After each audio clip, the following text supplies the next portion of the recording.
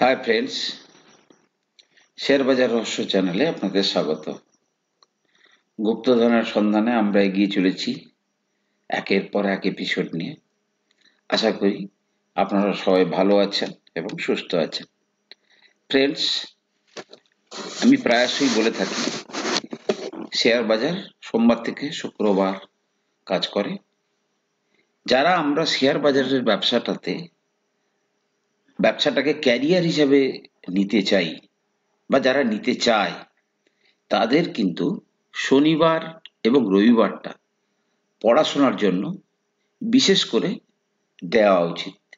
পড়াশোনা বলতে এমন কোনো রকেট সায়েন্স নয়, জাস্ট কিছু কিছু ব্যাক নলেজ, যেগুলো কিন্তু আমাদের আপডেট করা উচিত।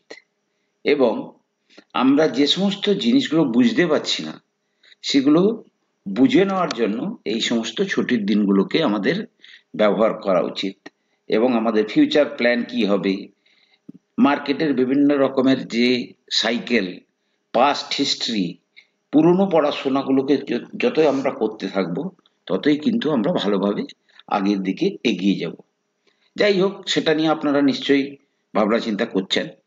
আজকে আমি একটা স্মল ক্যাপ কোম্পানি, সেটাকে নিয়ে আলোচনা করব। কোম্পানিটার নাম হচ্ছে ডেটা প্যাটার্ন ইন্ডিয়া লিমিটেড। প্রায় 10,000 কোটি টাকার কোম্পানি। এই কোম্পানিটা নিয়ে আসার পেছনে কারণ হচ্ছে, কালকে আমি একটা নিউজে দেখলাম যে ডিফেন্স সেক্রেটারি, মিন্স ডিফেন্স মিনিস্ট্রিতে যে কাজ করে ডিফেন্স সেক্রেটারি, কালকে তিনি একটা বক্তব্য দিয়েছেন যে যত অর্ডার আছে, ডিফেন্সের যত অর্ডার আছে, বেসিক্যালি মেজর মানে ম্যাক্সিমাম ডিফেন্স কোম্পানিগুলো কিন্তু গভর্নমেন্টের, কিন্তু আজকাল অনেক নতুন নতুন প্রাইভেটেও কিন্তু কোম্পানিগুলো আসছে। তো গতকালের বয়ানটা এইভাবে ছিল যে যে অর্ডারটা তারা কোম্পানিগুলোকে দিচ্ছে, গভর্নমেন্ট কোম্পানিগুলো দিচ্ছে, তার অর্থাৎ টোটাল বাজেটের 45% তারা কিন্তু প্রাইভেট অর্গানাইজেশনের কোম্পানিগুলোকে এবার থেকে দেবে।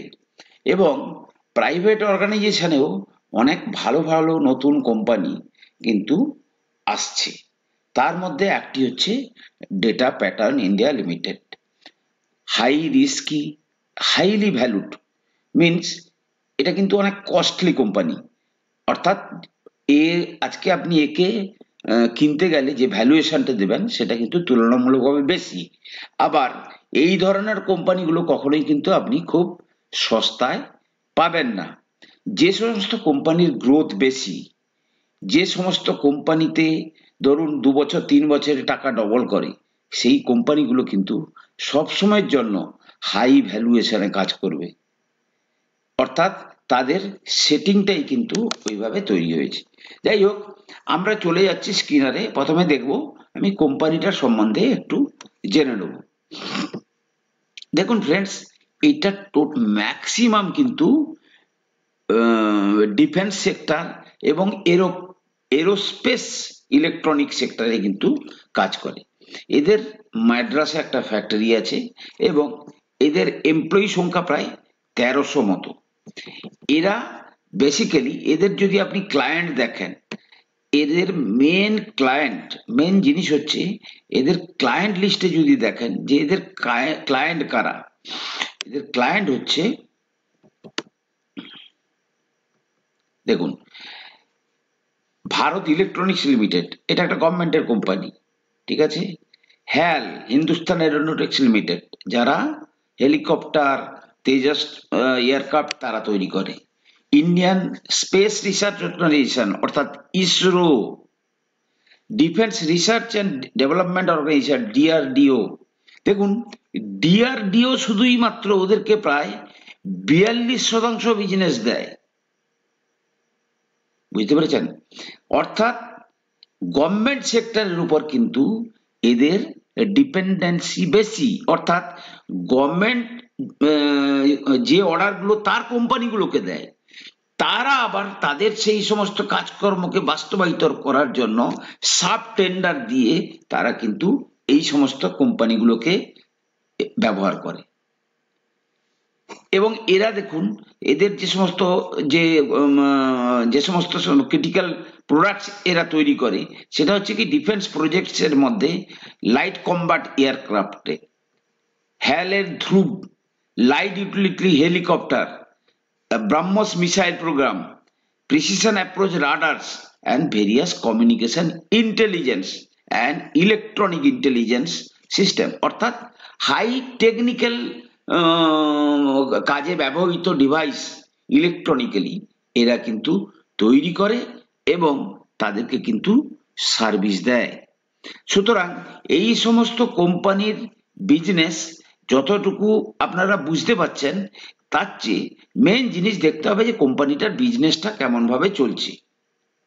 আজকে যদি দেখা যায় কোম্পানির কাছে কিন্তু প্রায় 1000 কোটি টাকার কাছাকাছি অর্ডার আছে এবং কিছু কিছু অর্ডার তারা কিন্তু অন পাইপলাইনে আছে, এবং কোম্পানি রিসেন্টলি আরো কিছু কিছু নতুন প্রোডাক্ট তৈরি করার জন্য কিছু টাকা তুলেছে।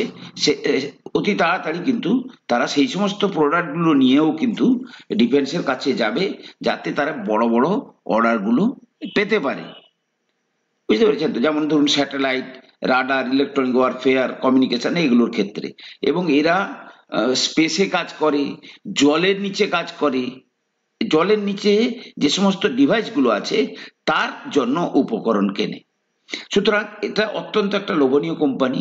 আমরা যেহেতু সবসময়ের জন্য একটা দীর্ঘমেয়াদী প্ল্যানে আমরা ইনভেস্টমেন্ট করার প্ল্যান করছি, তাই আমাদের এই ধরনের হাই গ্রোথ সেক্টরে আপনাদের কাজ করতে হবে। অর্থাৎ হাই গ্রোথ বলতে আমি যেটা বোঝাতে চাইছি, দেখুন ফ্রেন্ডস, যদি আমি দেখি 2020-তে 28% মার্জিন ছিল, 21-এ দেখুন, 22-এ দেখুন মার্জিন বেড়ে গেছিল 41-45%, আবার 23-এ এসে সেটাকে 38%। অর্থাৎ এর বিজনেস কিন্তু হাই মার্জিনের বিজনেস।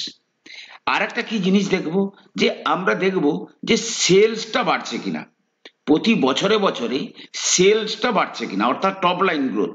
দেখুন 2021-এ 224 কোটি টাকার সেলস ছিল, 2022-এ 311 কোটি টাকার সেলস ছিল, 2023-এ 453 কোটি টাকার সেল ছিল, এবং আগামী বছরে যেটা প্রজেক্ট করা হচ্ছে 495 কোটি টাকার সেলস ছিল। এবং তার সঙ্গে সঙ্গে আমি যদি দেখি প্রফিটটাও বাড়ছে, 56 কোটির প্রফিট, 94 কোটি টাকার প্রফিট, 124 কোটি টাকার প্রফিট এবং 148 কোটি টাকার প্রফিট। অর্থাৎ প্রফিট বাড়ছে এবং গ্রোথও বাড়ছে, সেলসও বাড়ছে। অতএব আমরা এই কোম্পানিতে থাকবো। দ্বিতীয়ত যে জিনিসটা আমরা দেখব, যে কোম্পানির তেমন কোনো লোন আছে নাকি। যদি দেখি বড়, যেখানে কোম্পানির রিজার্ভ আছে 1190 কোটি টাকার, অর্থাৎ কোম্পানি চাইলে এক্সপানশন করতে তাদের কিন্তু অর্থের কোনো অভাব হবে না। লোন মাত্র 3 কোটি।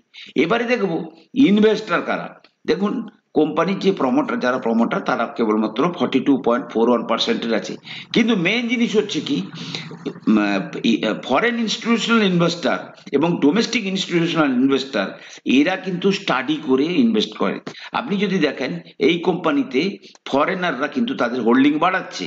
দেখুন 23-এ ছিল 5 মার্চে ছিল 5.08, জুনে ছিল 5.32, আবার সেপ্টেম্বরে হয়ে গেছে 7.17। সে জায়গায় আমাদের ডোমেস্টিক ইনস্টিটিউশন ইনভেস্টর তারা অল্প অল্প করে প্রফিট বুক করছে, কিন্তু তাদের হোল্ডিংটাও খুব একটা কম নয়, 9.55%।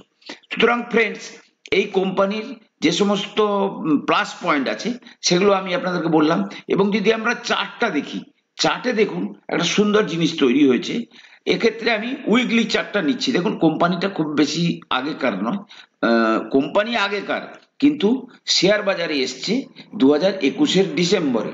যদি দেখেন কোম্পানি প্রায় 24%-এর কাছাকাছি তার হাই থেকে নিচে পাওয়া যাচ্ছে। অর্থাৎ যে কোনো ভালো কোম্পানি কেনার জন্য উপযুক্ত যেটা আমরা টাইম বলে মনে করি, সেটা হচ্ছে যখন কোম্পানির তার হাই থেকে 20-25% নিচে পাওয়া যাবে, ওটাই কিন্তু অ্যাকচুয়াল কেনার টাইম। এই নয় যে যখন হাইতে যাচ্ছে তখন আমরা কিনবো। আজকে যে দামে কোম্পানির এটা চলছে সেটা কিন্তু যদি দেখা যায় যে জুন মাসের 23-এর জুনে যে যে রেটটা ছিল সেই রেটে কিন্তু কোম্পানির প্রাইস পাওয়া যাচ্ছে এবং কোম্পানি একটা সুন্দর বেস বানাচ্ছে দীর্ঘদিন ধরে এই রেঞ্জটাতে, অর্থাৎ এই 1900 টাকার রেঞ্জে 1850 থেকে 1950-এর রেঞ্জে দীর্ঘদিন ধরে এটা কিন্তু বেস বানাচ্ছে। হাই গেছিল প্রায় 2500-র কাছাকাছি, 2500, 2469, 2469, 2477, 78, প্রায় 2500-র কাছাকাছি। তো সেখান থেকে প্রায় 23-24% নিচে পাওয়া যাচ্ছে। সুতরাং এই কোম্পানিটাকে কিন্তু আমরা ভবিষ্যতের একটা ভালো কোম্পানি হিসাবে কিন্তু এসআইপি করতে পারি। সিস্টেমেটিক ইনভেস্টমেন্ট প্ল্যানের মাধ্যমে আমরা কিন্তু একটা দুটো করে শেয়ার কেনার চেষ্টা করতে পারি।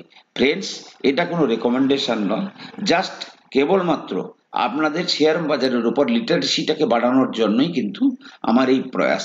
আমার কথা শুনে আপনারা কোনো শেয়ারে ইনভেস্টমেন্ট করবেন না।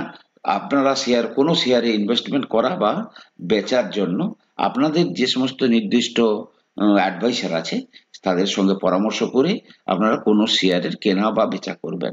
তো আশা করি ফ্রেন্ডস, এই ডেটা প্যাটার্ন কোম্পানিটাকে আপনারা নজরে রাখুন, স্টাডি করুন এবং প্রয়োজনে আপনারা ছোট্ট ছোট্ট করে এই সমস্ত কোম্পানিগুলোতে ইনভেস্ট করার প্ল্যানিং করতে পারেন। ভালো থাকুন, সুস্থ থাকুন, কথা হবে পরের ভিডিওতে।